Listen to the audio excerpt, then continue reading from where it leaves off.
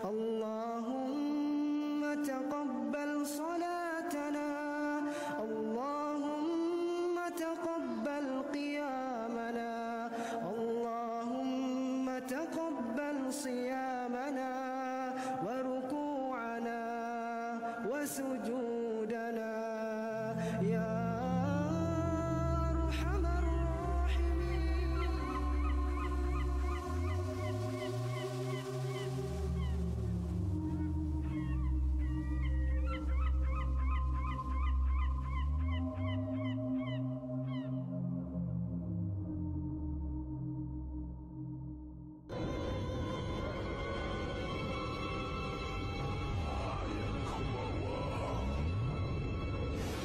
Akan membahas, mengupas rahasia istana iblis di segitiga Bermuda. Ma'asyiral muslimin yang dimuliakan Allah Subhanahu wa taala, ada sebuah hadis yang mengisyaratkan tentang kerajaan iblis. Hadis ini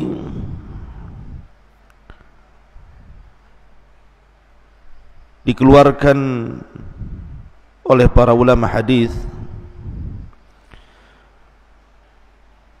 di antaranya Imam Muslim meriwayatkan dari hadis Abdullah ibn Umar radhiyallahu anhuma tentang cerita yang sangat masyhur di zaman Nabi sallallahu alaihi wasallam, yakni cerita tentang Ibnu Sayyad. Jadi Ibnu Umar radhiyallahu anhuma suatu ketika bercerita tentang ayahnya Umar bin Khattab radhiyallahu an, yang berangkat bersama Nabi sallallahu alaihi wasallam hendak mengecek keberadaan Ibnu Sayyad, yang kabar sampai kepada Rasul dan para sahabatnya ciri-cirinya persis seperti Dajjal. Maka berangkatlah Umar dan juga Rasul dan sahabat yang lainnya untuk mengintip-ngintip Ibnu Sayyad. Sampai-sampai Nabi SAW harus mengintai dari satu pohon ke pohon berikutnya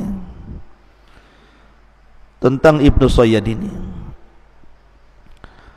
Sampai akhirnya ketika berhadapan Rasul dan Ibnu Sayyad, anak kecil turunan Yahudi ini, Nabi SAW mengatakan, "Tashhadu anni Rasulullah, maukah kau bersaksi bahwa aku adalah utusan Allah?" Maka Ibnu Sayyad pun memandang kepada Nabi SAW dan mengatakan, "Ashhadu annaka Rasulul Ummiyin." Aku bersaksi bahwa engkau adalah utusan kepada orang-orang yang buta huruf. Tiba-tiba Ibnu Sayyad membalik pertanyaan, "Atashhadu anni Rasulullah?" Apakah engkau juga mau bersaksi saya ini utusan Allah? Maka Nabi SAW terkejut dan mengatakan, "Amantu billahi wa bi rasulih." Aku hanya beriman kepada Allah dan Rasulnya. Kemudian Nabi SAW bertanya, "Ma tara? Ya Ibn Sayyad, ma tara?" Wahai Ibnu Sayyad, apa yang kau lihat? Karena Nabi SAW melihat bahwa Ibnu Sayyad ini berkomat kamit. Tiba-tiba kemudian Ibnu Sayyad mengatakan, "Ara arsyan 'alal ma." Aku melihat ada singgasana di atas air.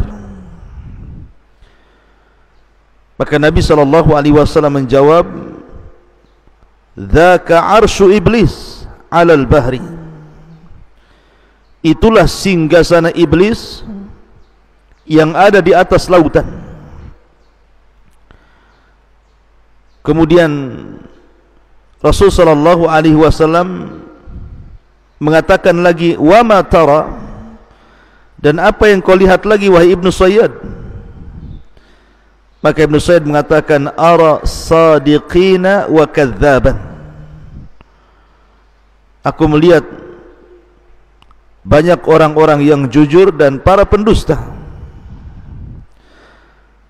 Maka Nabi SAW kemudian tidak melayani dan meninggalkannya. Dalam riwayat Nabi SAW ketika itu bertanya soal kalimat yang disimpan di hatinya dan mengatakan, inni khabba'tu laka khab'an, sungguhnya aku menyembunyikan beberapa kalimat dalam hatiku, coba tebak. Maka Ibnu Sayyad mengatakan duh. Maka Nabi SAW langsung mengatakan, ikhsa falan ta'du qatrak. Kata Rasul, celaka engkau tidak mungkin melalui atau melampaui batas dari takdirmu. Maka Umar bin Khattab radhiyallahu an marah, mencabut pedangnya dan mengatakan, da'ni ya Rasul adrib unuqah.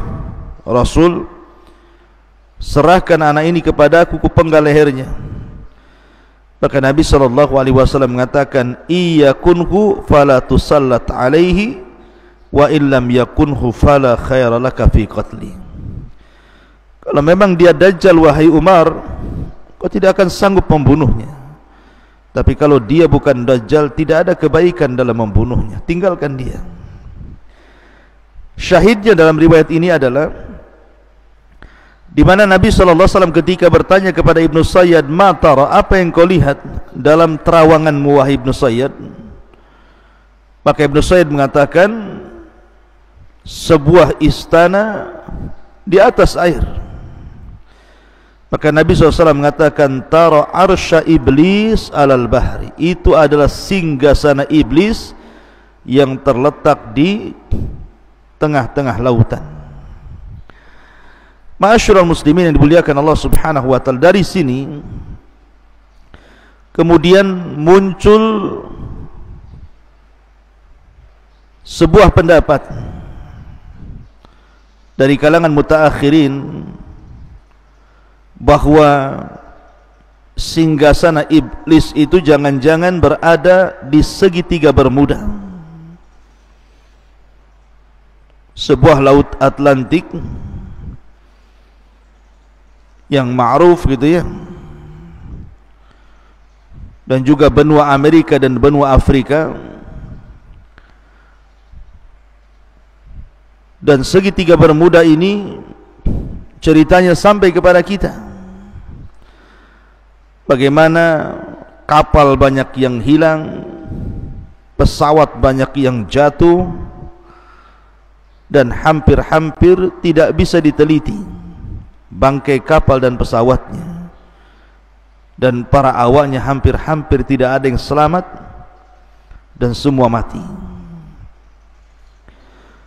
Ma'asyiral muslimin yang dimuliakan Allah Subhanahu wa taala, sampai-sampai orang menyebut segitiga Bermuda ini laut setan atau laut iblis.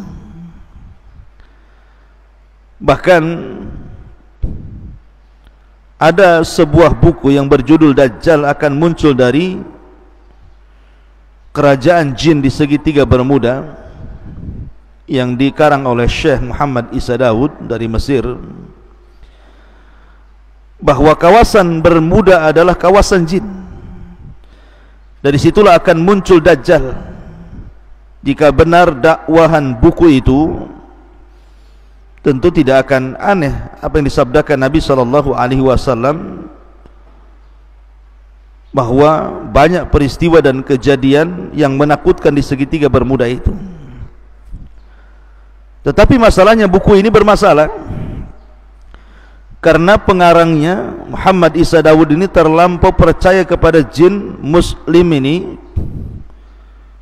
yang jelaskan dalam buku beliau ini bahwa Dajjal akan keluar dari situ. Tentu pernyataan ini juga akan menyelisih hadis Nabi SAW bahwa Dajjal itu akan keluar di bumi sebelah timur. Kemudian Nabi SAW menyebutnya Khurasan. Khurasan itu di mana? Di Iran. Artinya hadis Nabi SAW menjelaskan bahwa kemunculan Dajjal itu di Khurasan, bukan di segitiga Bermuda.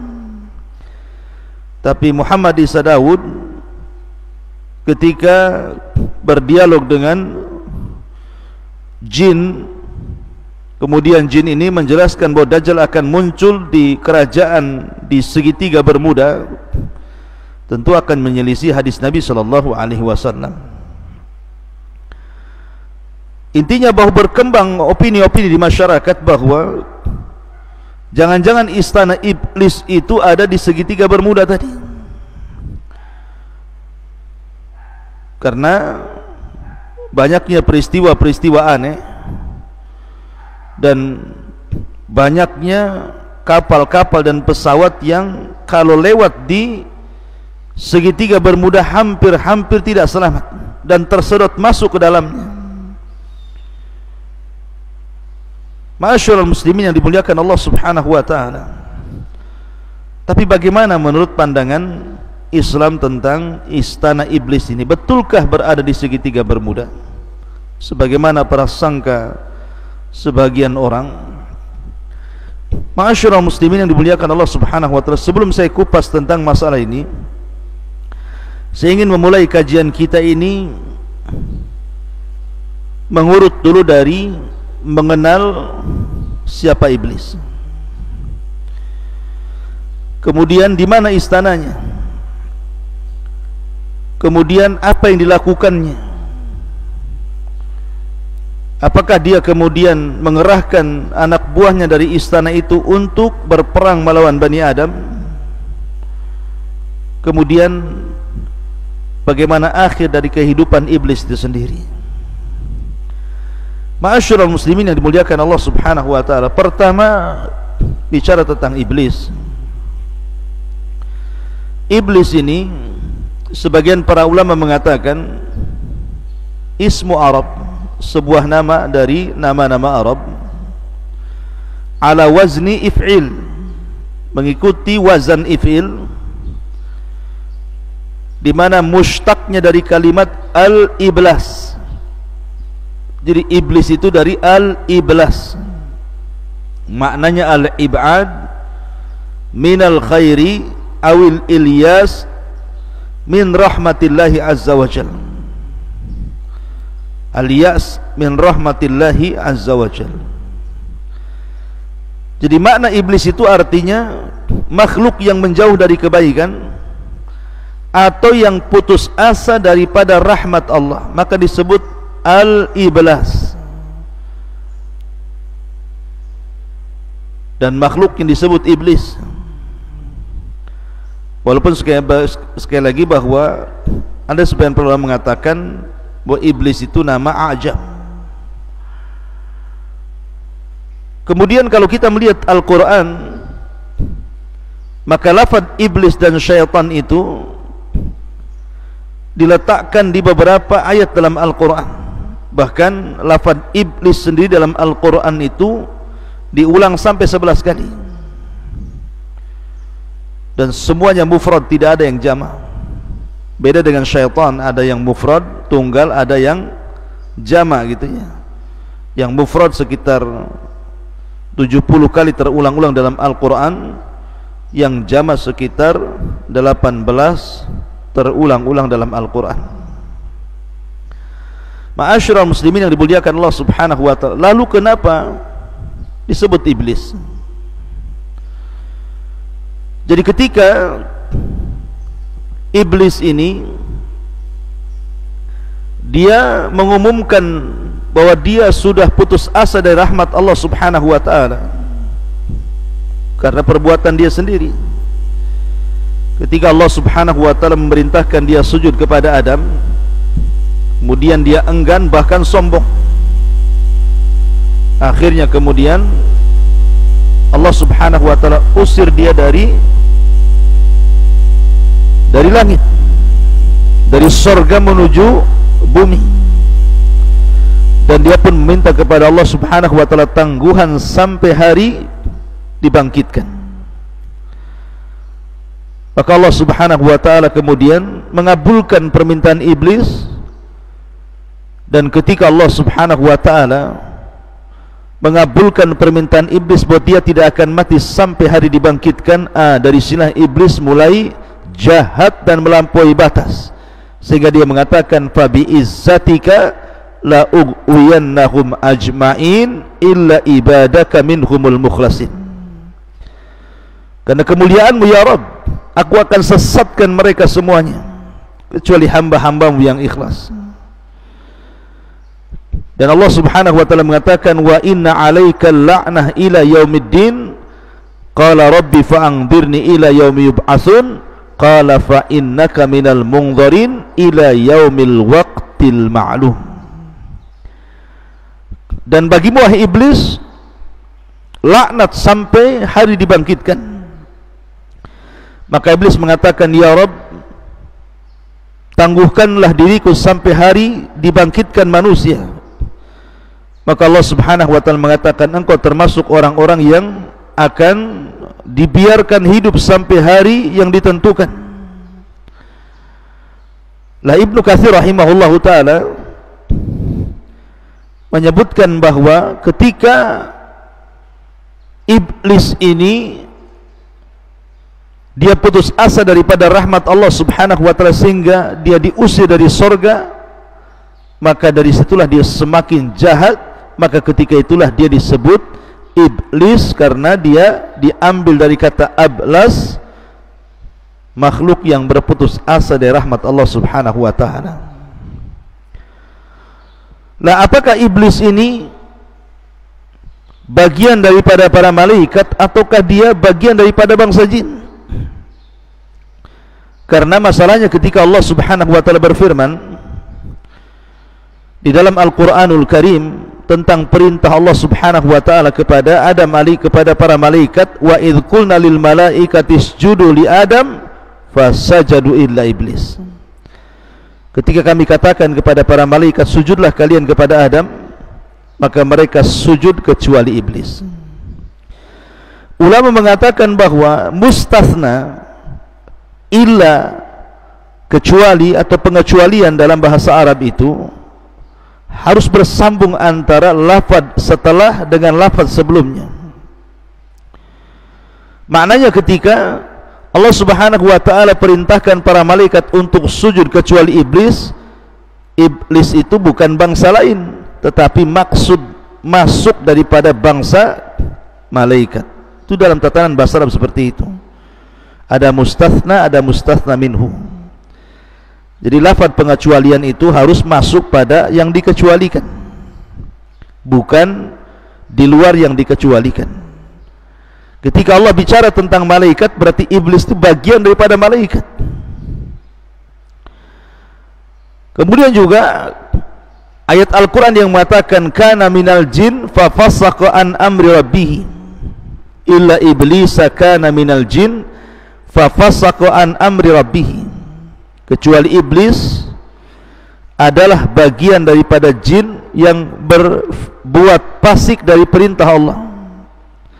Kalimat jin, bagi yang mengatakan jin dari kalangan malaikat, maka jin di sini artinya jannah.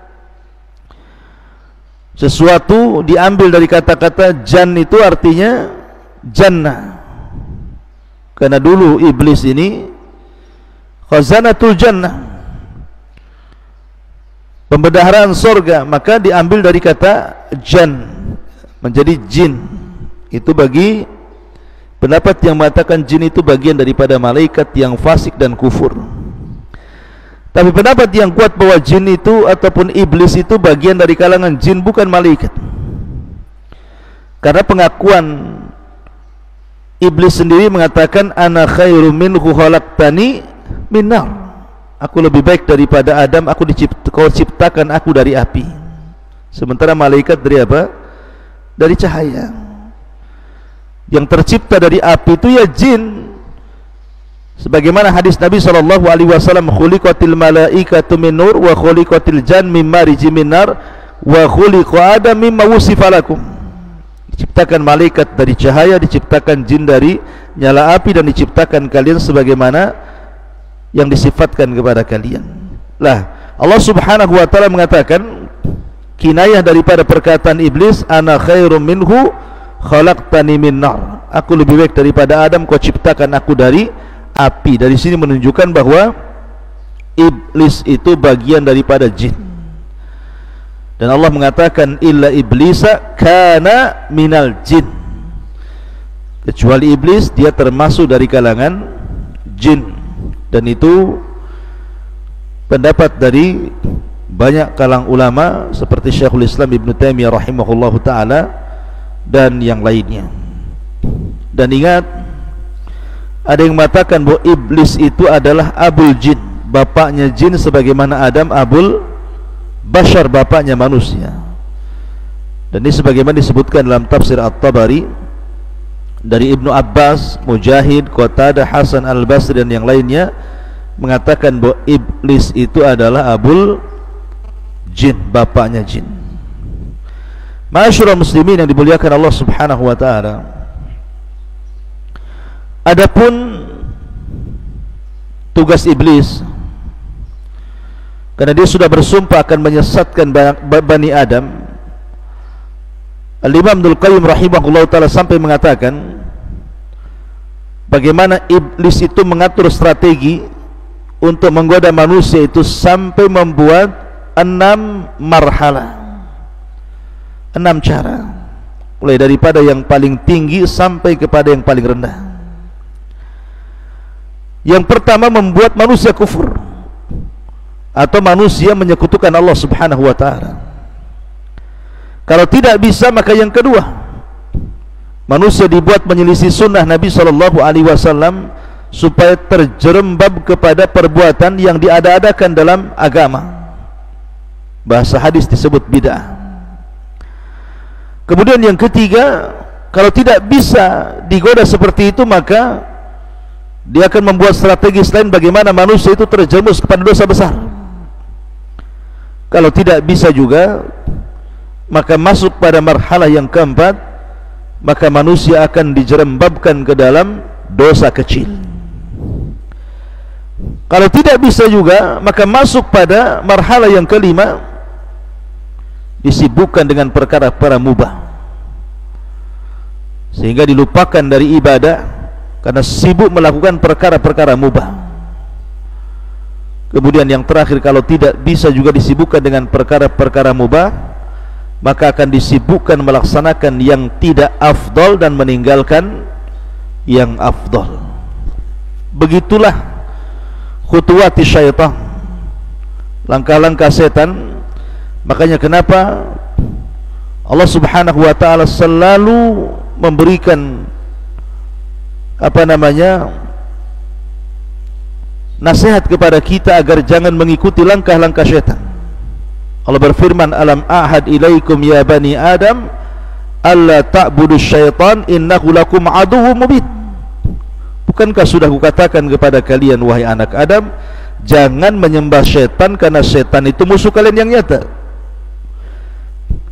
Bahkan Allah Subhanahu wa ta'ala melarang kita untuk menjadikan syaitan-syaitan itu, iblis-iblis itu teman kita. Wa man yattakhidhi syaitan waliyan min dunillah faqad khasira khusranan mubina ya'iduhum wa yumannihim wa ma ya'iduhum syaitanu illa ghurura. Barang siapa yang mengambil syaitan sebagai temannya dari selain Allah, maka dia telah melakukan kerugian dengan kerugian yang nyata. Syaitan itu hanya menjanjikan dan angan-angan kosong, dan tidaklah janji-janji mereka kecuali dusta belaka. Ma'asyiral muslimin yang dimuliakan Allah Subhanahu wa ta'ala, salah satu strategi syaitan itu adalah di pagi hari, maka syaitan selalu menancapkan singgasananya. Di pagi hari, pagi-pagi buta itu, syaitan akan menancapkan singgasananya di tengah lautan. Lah, dan itu diisyaratkan dalam sebuah hadis Nabi SAW. Terdapat dalam Sahih Muslim dari Nabi SAW, dia bersabda, inna iblisa yada'u arsyahu alal ma.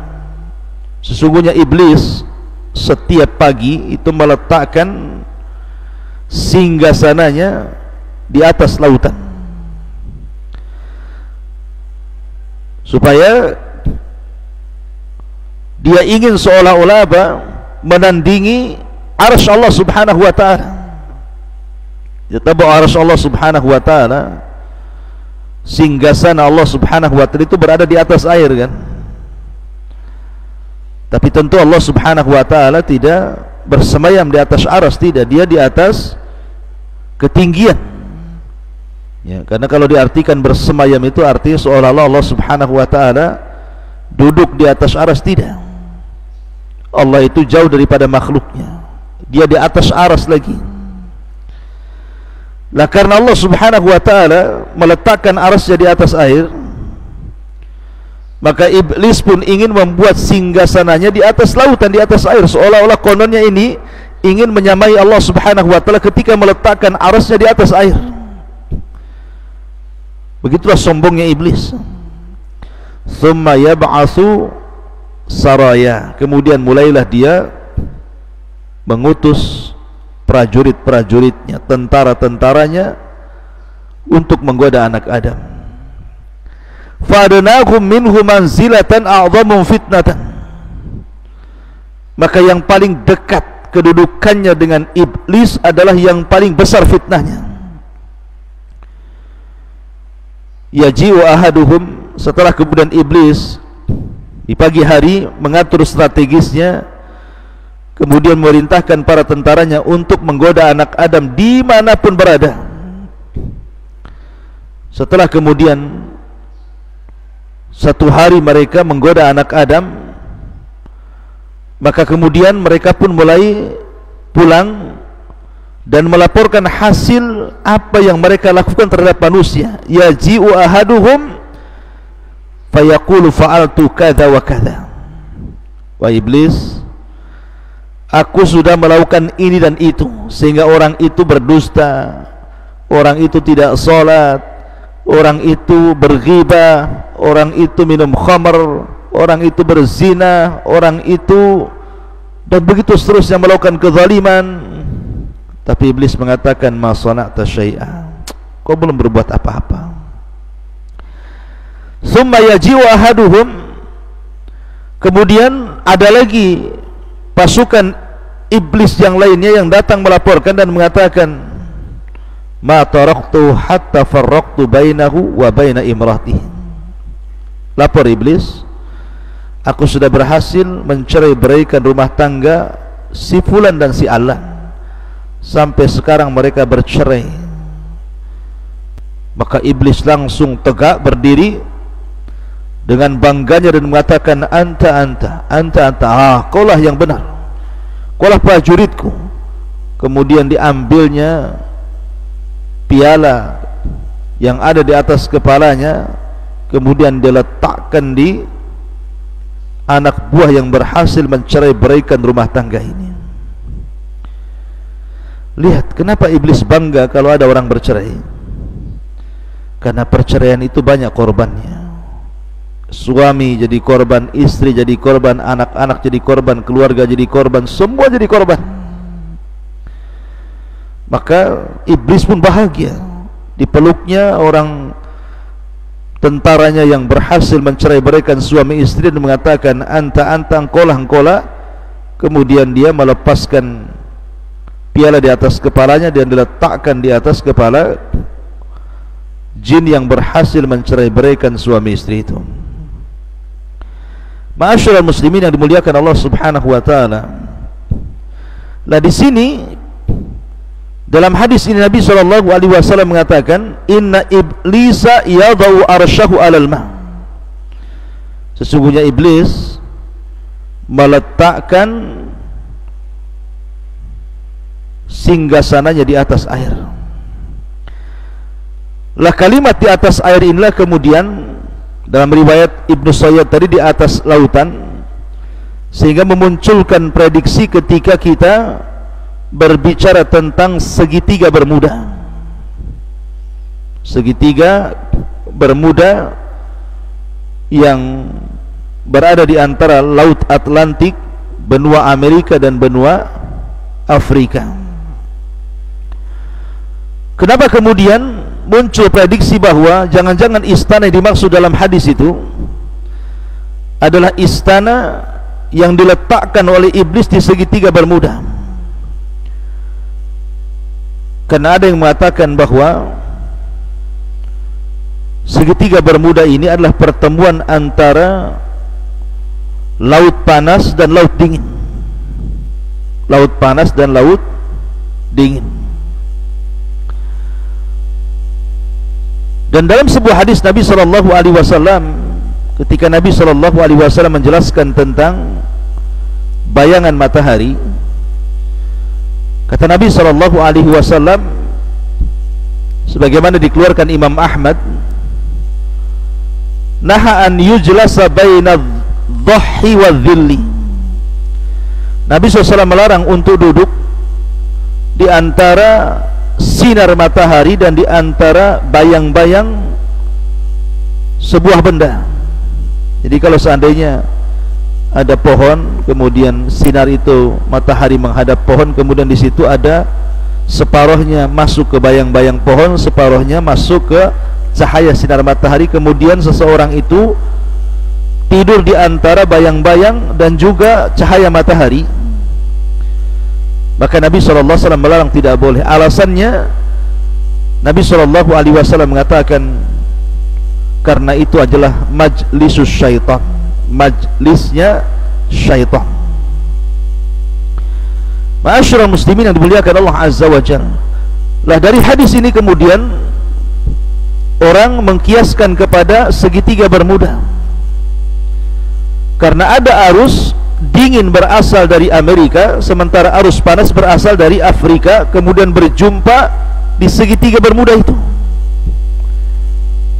Karena itu adalah tempatnya syaitan.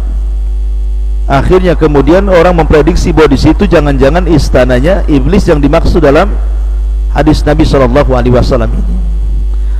Akan tapi ikhwatu fiddin, saya ingin katakan